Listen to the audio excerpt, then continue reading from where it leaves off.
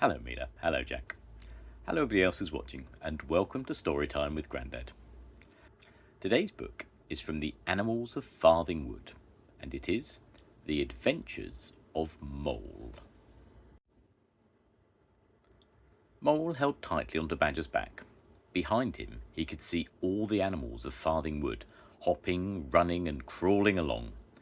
Mole felt lucky to have his good friend to carry him, for the animals were on a long journey from their old home to the White Deer Park Nature Reserve. There they would be safe from humans, but right now they had to cross a big stretch of marsh before bedtime. "I'm not too heavy, am I?" Mole asked Badger anxiously. "No, though I'm surprised after all those worms you just ate," teased Badger. "Stop, everybody," called their leader, Fox. "We've lost Toad. I'm going back for him. You must all stay here and wait together. This is a dangerous land." Mole slid down Badger's tail to the ground. "Just stretching my legs," he explained. All the animals were lying about resting. Mole crept away quietly and began to dig a tunnel. Those worms he'd eaten at their last stop had been very tasty. He would just dig down a little way and have one more worm. Mole was soon deep underground, munching happily on a fat worm. Far, far above him, he heard the muffled calls of his friends. "Mole, where are you? Moley!" "Perhaps I should go back," thought Mole. Then he caught sight of another juicy worm's tail wriggling ahead of him.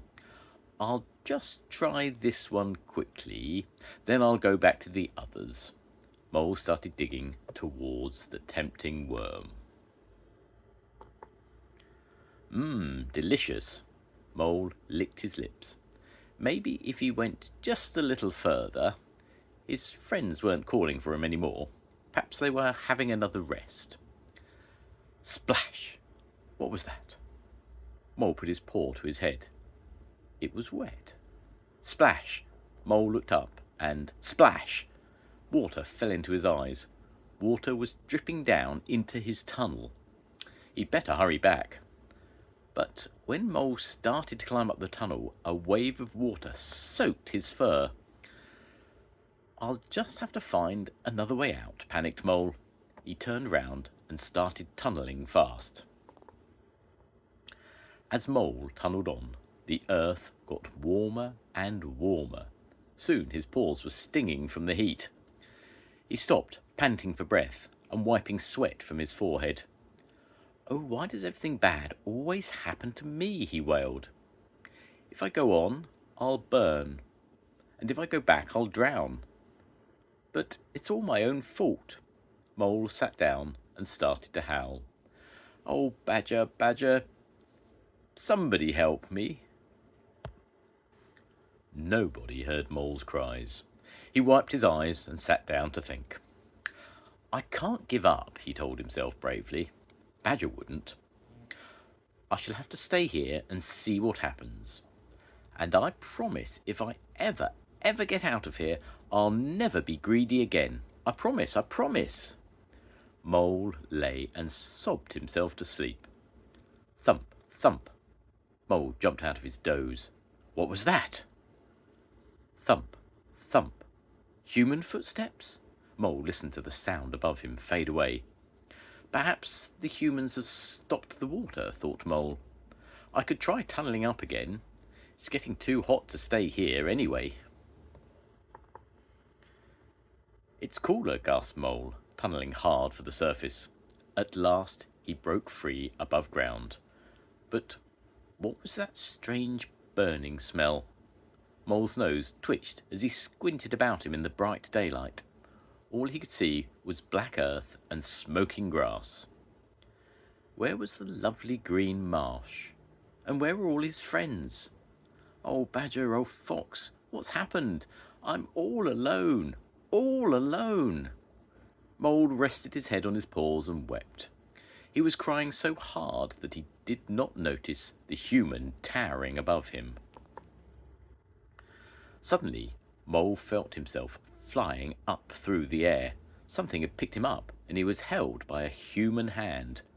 Mole screamed, but no one answered, apart from the human, who stroked Mole's head with his finger. Mole trembled. He could never tell if humans were friendly or not. Then the world turned upside down again, and Mole found himself falling down through darkness. The man had put him in his pocket. Mole lay still for a moment. Then he started scrambling up from the bottom of the pocket. It was slippery and much harder than climbing up a tunnel. At last he reached the top and peered over.